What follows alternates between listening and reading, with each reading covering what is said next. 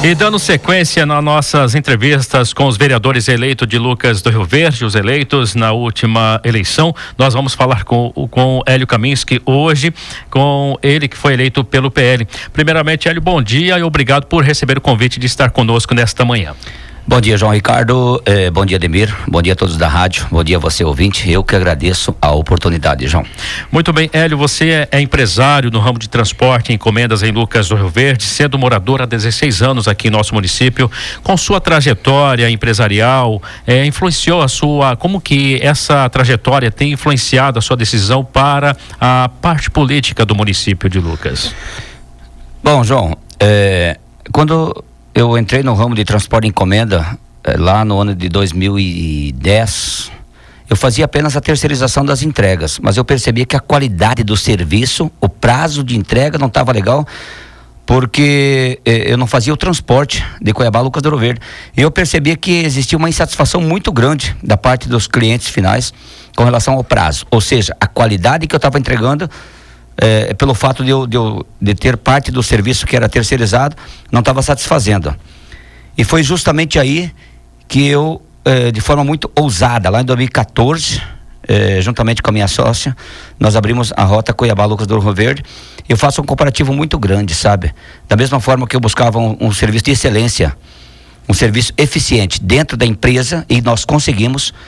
Isso também me inspirou para que eu entrasse para o mundo da política, justamente para trabalhar muito forte, a fim de que o Estado, que o município, que o poder público possa ser eficiente também na entrega do serviço aos munícipes, a nós que pagamos imposto. Então eu sempre faço essa analogia, e realmente o motivo foi muito parecido: entregar serviço de qualidade. Ô Hélio, a campanha eleitoral, né, também o resultado aí, você foi eleito com 1.262 votos, representando cerca de 3,77% desses votos válidos, né? Como você interpreta esse resultado em termos de representatividade e também apoio popular? Lá em 2018, nós tivemos aí uma situação muito delicada. Também em 2022 nós tivemos também a questão da pandemia, que fez com que as empresas elas renascessem, elas pudessem estar aí de forma se reinventar. Eu percebo que a população, esse apoio que eu tive através desses 1.262 votos, foi justamente de uma camada da sociedade que busca uma reinvenção na política, ou seja, busca uma nova representatividade, e que fato represente não unicamente a boa aplicação dos recursos financeiros e a fiscalização, obviamente, mas também, acima de tudo, como falava meu slogan de campanha, o respeito aos princípios. Essa é a representatividade que eu julgo ter encontrado nas pessoas que confiaram o voto para mim. E eu quero citar aqui uma máxima que eu sempre me inspirei, uma frase dita por Martin King, que o que me preocupa não é o grito dos maus, mas o silêncio dos bons. E muitas pessoas do bem ficaram à margem da política, voltaram atrás, tipo, não, eu não vou para política, porque nós ensinamos desde criança que política é lugar de corrupto, lugar de ladrão, enfim, lugar onde as coisas ruins acontecem. E hoje nós pagamos uma fatura muito cara por isso, pela nossa isenção, que representou de fato um termo bastante pesado, mas nós fomos covardes contra nós mesmos quando nós deixamos que pessoas mal intencionadas, unicamente elas, assumissem o poder. E eu entendo que as pessoas do bem estão se apresentando para o serviço, isso é muito bom. E modéstia à parte, me coloco como uma pessoa que faz parte desse grupo das pessoas do bem.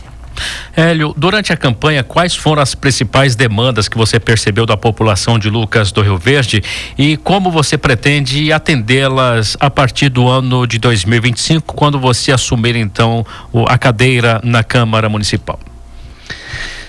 Olha, eu tive aí muitas demandas. Uma delas foi uma condição mais transparente da parte do Legislativo no que tange a apresentação dos trabalhos, certo? As pessoas, elas ficam muito à deriva daquilo que acontece, elas não sabem o que está sendo tratado na Câmara Municipal. Segurança Pública foi um tema muito citado também pelas pessoas que eu visitei. Habitação, eu percebi que Lucas do Rio Verde tem um perrengue tremendo com relação a isso. Está muito abaixo o investimento do poder público com relação ao setor habitacional, está muito abaixo daquilo que deveria ser.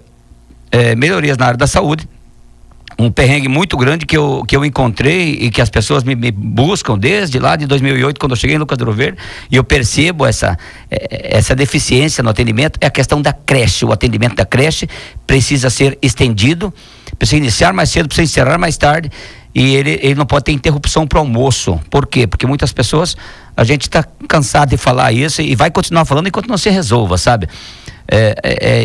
É impossível a pessoa conciliar trabalho e deixar a criança na creche. Ela não consegue nem cumprir as 8 horas, as cargas horárias de 8 horas, tampouco fazer uma hora extra, e aí acontecem acidentes e tudo mais. Então essas são algumas das demandas.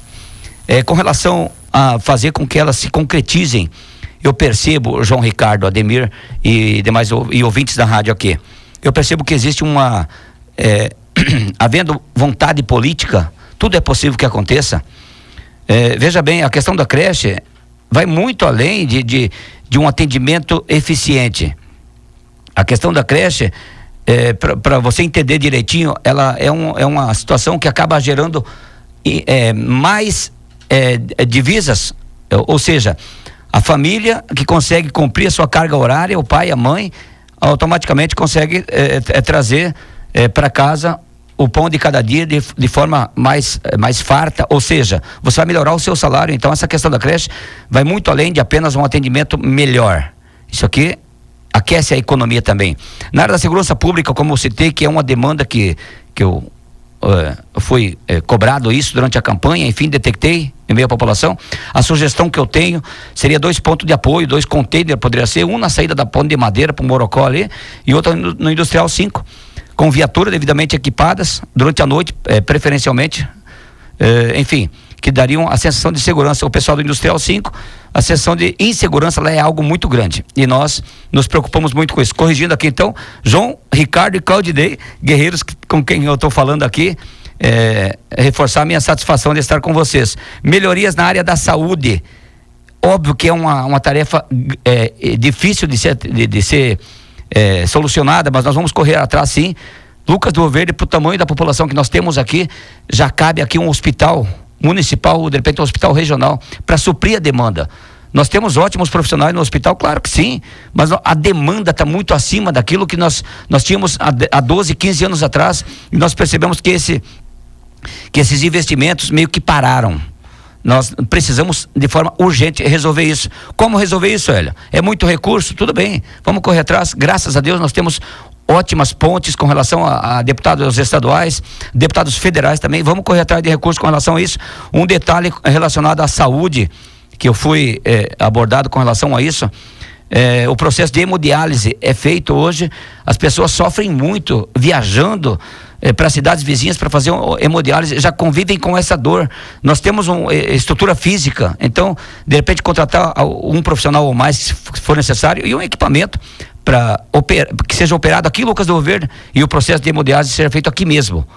Esses são desafios, alguns dos desafios que eu pretendo enfrentar de cabeça muito erguida. Essa pergunta aqui vai cair como uma luva. O setor de transporte e logística, né, é uma área que você tem expertise. Então, como você pretende contribuir com a sua experiência para melhorias na infraestrutura do transporte no município? Bom, primeiro que o meu ramo é transporte de encomenda, não necessariamente de pessoas, mas obviamente que isso aqui acaba abrindo bastante a nossa visão com relação a isso. Com relação ao transporte em Lucas do Rio Verde, ou o maior gargalo chama-se trânsito. Infelizmente, quando foi projetada a cidade, algumas regiões mais antigas, como Cidade Nova, Alvorada e outros bairros, se você pegar uma trena e medir a calçada, as duas calçadas, incrivelmente, somam mais medida do que a rua. O que acontece? Existem ruas aí, a rua Itanhangá, por exemplo, ali, quando chega na esquina com a Dalauba, ali é complicado. Ou você faz mão única, ou você proíbe de estacionar de um lado, ou você enlarguece a rua. São medidas que a gente vai cobrar para que o poder público tome de forma urgente. Eu diria que, entre outras, é claro, para melhorar a questão do trânsito, enfim, melhorar a questão, utilizar a questão de canteiros públicos, como na Mato Grosso, que é complicadíssimo. Às vezes a pessoa tem que andar quadras para ir no comércio. Isso é desgastante, é ruim até para o comércio, que acaba em algumas situações deixando de faturar. São situações que podem ser resolvidas com gasto, obviamente com gasto, mas isso aqui é investimento. Isso aqui vai fazer com que o setor econômico da cidade se aqueça. Hélio, Lucas do Rio Verde, sabemos que está num constante crescimento. Como você enxerga o papel da Câmara Municipal nesse desenvolvimento, especialmente no apoio aos empreendedores e ao fortalecimento da economia local? Bom, olha, o papel do vereador é fiscalizar a boa aplicação dos recursos, claro que sim, mas ele tem que buscar também recursos fora, a fim de que a cidade seja fomentada nos mais diversos setores. Eu entendo que a agricultura familiar é uma das situações mais delicadas que nós precisamos trabalhar forte. Outro dia, conversando com uma pessoa, amiga minha inclusive, ele produz uma escala razoavelmente grande de hortaliças. Ele produz pepino, por exemplo, tomate, numa quantidade enorme. Mas existe uma tremenda dificuldade para colocar o produto no mercado. Então nós precisamos achar uma forma de desburocratizar isso. Existe a forma legal, existem algumas exigências, óbvio que sim, mas nós, em Lucas do Rio Verde, como acontece em outros municípios, nós temos que facilitar o acesso dessas pessoas que produzem.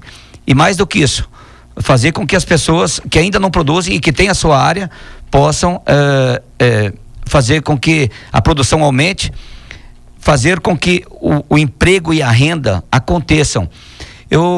Quando trata-se de aquecer a economia, me vem em mente uma situação que eu me deparei durante a campanha, porque eu visitei muita gente. Existe uma área chamada área industrial, fica logo após a BRF, na 449 ali.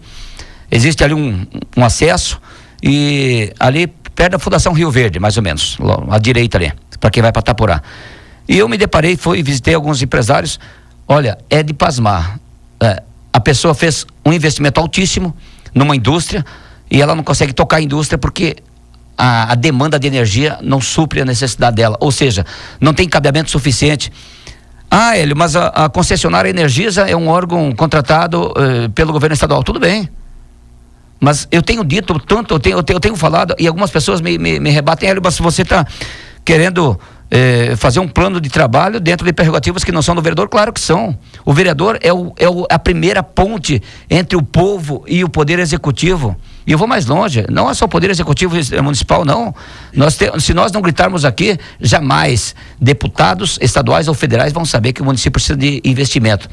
Se a Energisa não está dando condições para que essas empresas operem o trabalho e gerem renda, emprego e aqueçam a economia local, outras empresas que já têm terreno lá também não construíram porque não tem energia para tocar o negócio. Então, isso são situações inadmissíveis. Não dá para admitir esse comportamento em hipótese alguma.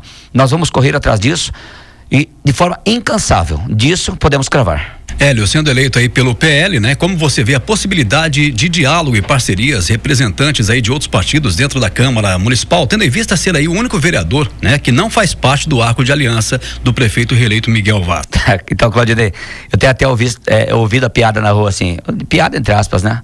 Ô Hélio, mas e agora? São 8 contra 1, como é que você vai fazer? Aí eu devolvo, né? Não, mas não é 8 contra 1.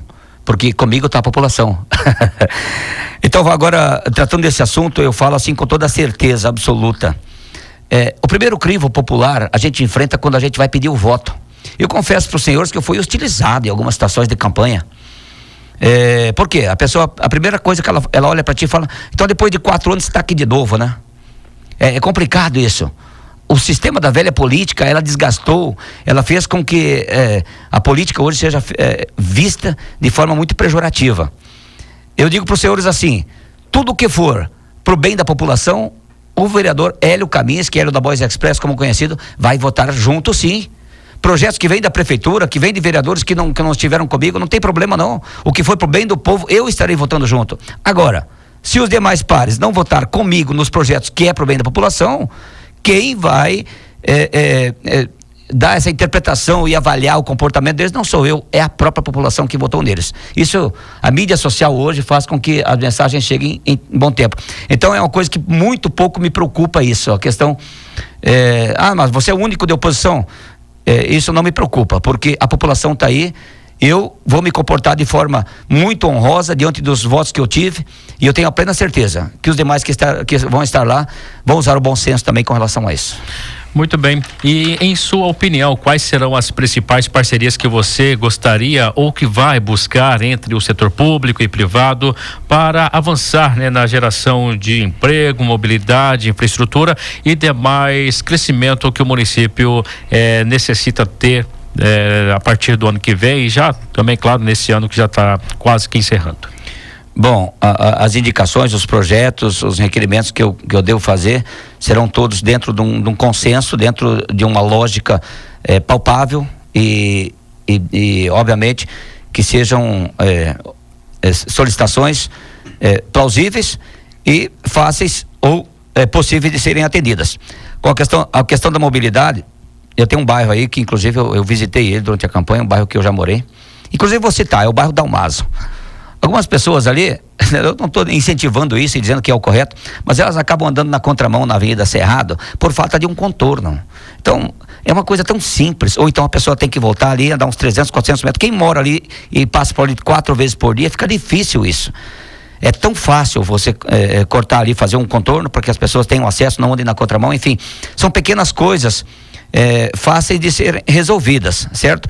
Situação relacionada aí a rede de esgoto, por exemplo, que envolve de uma forma a infraestrutura de uma forma mais custosa, mais cara, é algo que realmente nos preocupa muito, porque quando você tem saneamento básico, tu tem saúde, tu tá prevenindo, tu tá deixando de gastar algo lá na frente. E olha que a saúde, financeiramente falando, é um vilão, é algo que leva uma fatia grande da arrecadação do município. Tá, mas e aí, para você construir uma rede de esgoto, tu tem que construir uma estação de tratamento de esgoto, é caro, claro que é muito caro.